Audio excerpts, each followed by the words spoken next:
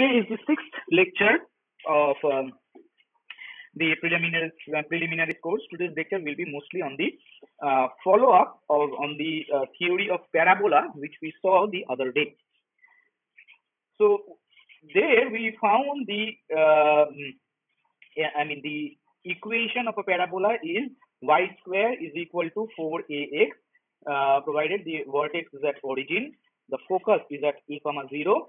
Then this is and if a is positive, then this is your equation. A y square is equal to 4ax. Then the question is, how should a parabola look like? All right. Understand why this is a question. The definition of parabola has told you this is the definition. A point was moving in the two-dimensional space so that the distance of that point from a fixed point and from a fixed line remained constant every time. So we have used that condition algebraically, set up our x and y axis, and have arrived at this locus, algebraic locus, y square is equal to 4ax.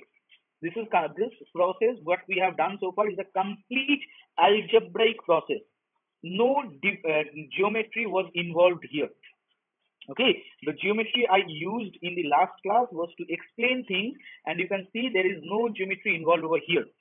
Okay, so now so far we do not know how does a parabola look like. We have seen its locus in the algebraic form. We know its definition, but we do not know how it looks like. So let us explore this equation. Y square is equal to 4ax, a greater than 0. So we explore this equation a little bit more, and we try to get some knowledge about how should a parabola look like. So from y square equals to 4ax, we get y is equals to plus or minus 2 into square root of a times x. A is positive, x is x. So from here we observe the following. There is no part of the graph of the function. Graph means geometrical locus. This is your algebraic locus. Graph is the geometrical locus.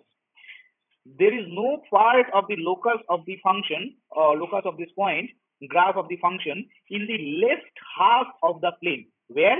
This part. Because at this part, x is negative, and if you put x negative, then square root under square root, there you have a negative number. So this does not give you any real value of y. So there is no part of the graph should be there in the left half of the plane, in the x negative part.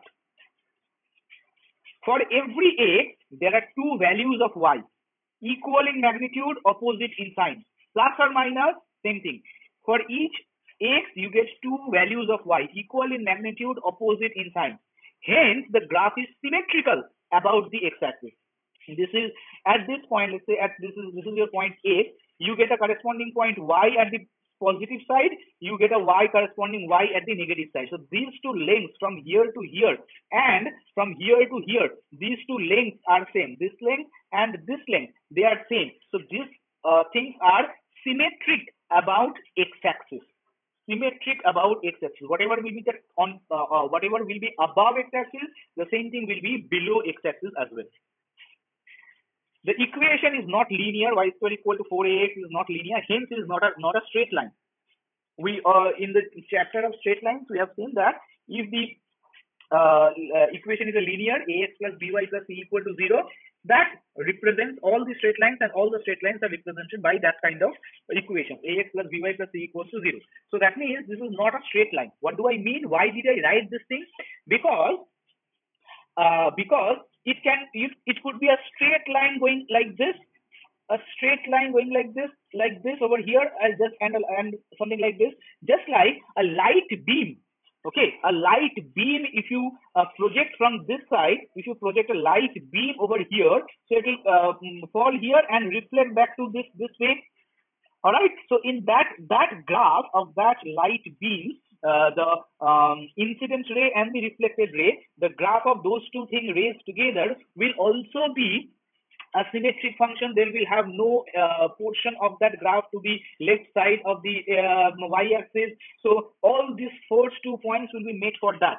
But that is not be the case because this is not a straight line. This is not a straight line. So the incident ray or the reflected ray, that is that kind of graph, it is not. So it is something of a curved graph, literally curved. As x tends to infinity, y tends to infinity as well. There is no doubt about that. As x tends to infinity, y tends to infinity as well. Hence, it is an unbounded graph. As x goes this way, this also goes towards infinity.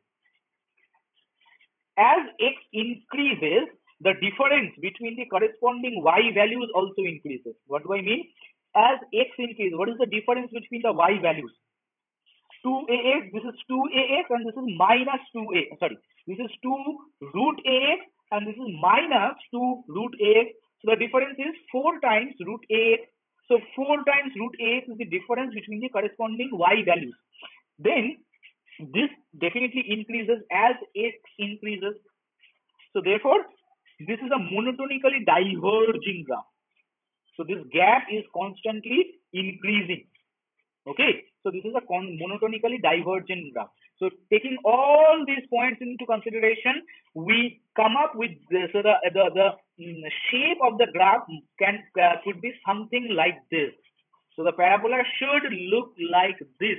Keeping all these observations we found from the algebraic equation only, and from there we translated them to geometric ones. So from there we got that this is how a parabola should look like. What is a parameter? It is also called a variable constant. Okay, what kind of oxymoron is this variable constant? This is, understand this thing carefully, that in this particular graph, you see the point x comma y, you see x comma y, they are varying, for whereas the point a comma 0 is keeping fixed. So in this, for this particular parabola, this a is a constant, whereas each point on this graph, that is a variable point. But this point is a value a is a constant. Okay, now if you change this point itself, then the curve will itself change. In that new curve, this point will be a constant again, but the points on the curve will be variable as usual.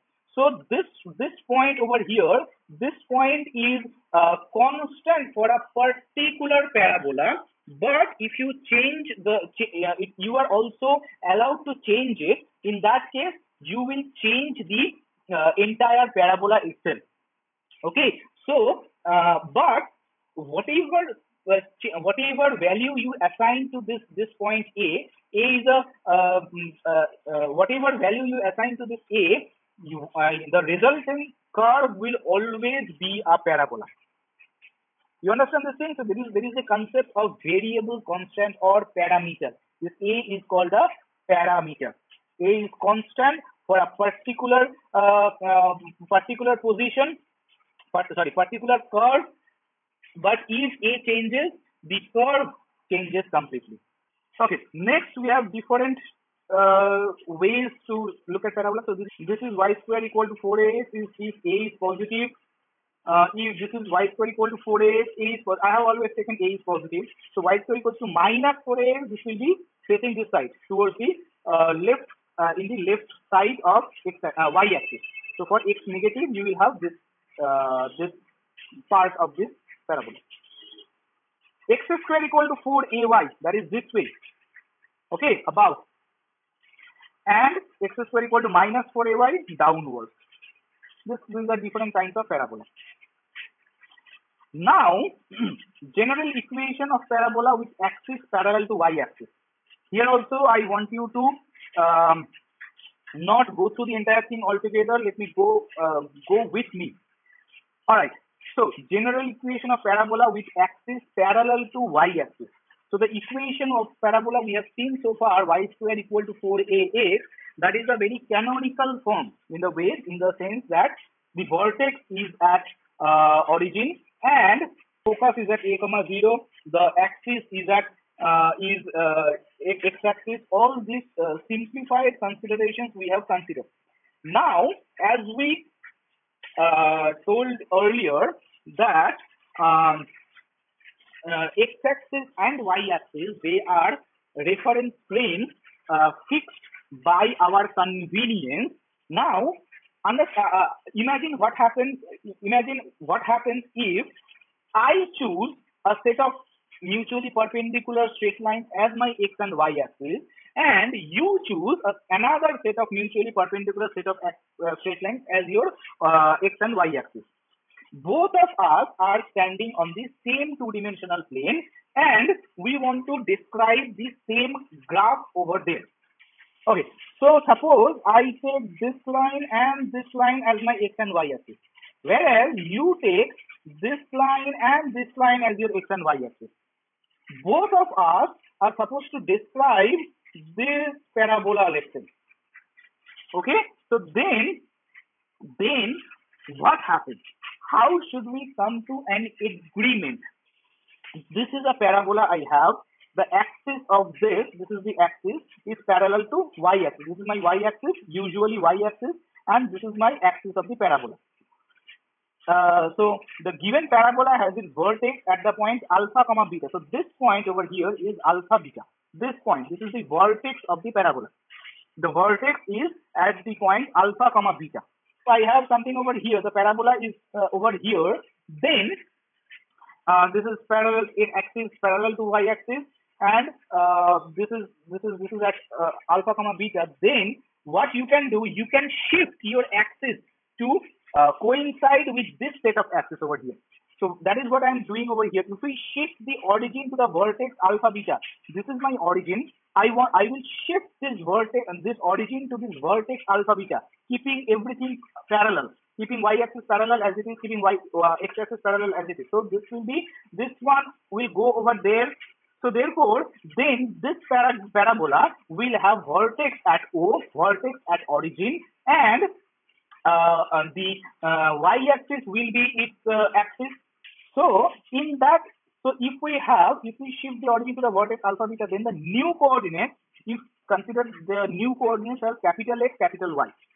All right. So that is, say that this is small x, small y is my coordinate, capital X, capital Y is your coordinate, because in your coordinate system that is the case. So these are the new coordinates. So the if we shift the origin to the vertex alpha beta, in the new coordinates capital X, capital Y, the equation of the parabola should be of the form x square is equal to 4ay. This one, so x square is equal to 4ay, a is positive. But for the new coordinates, you see what is the new coordinate. For new coordinates, this one, so this is your origin. Now, therefore, this is your x comma y. So this height is your capital Y, and this part from here to here, this is your capital X. Okay, this height is your capital Y from origin, and this height is your capital X.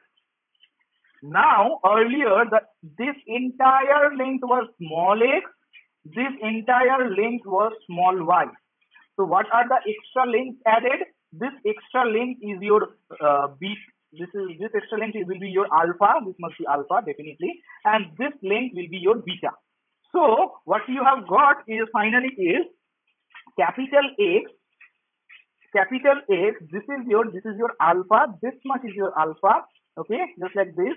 This one is your alpha, and this is your capital X. So small x is capital X plus alpha, and small y, this one.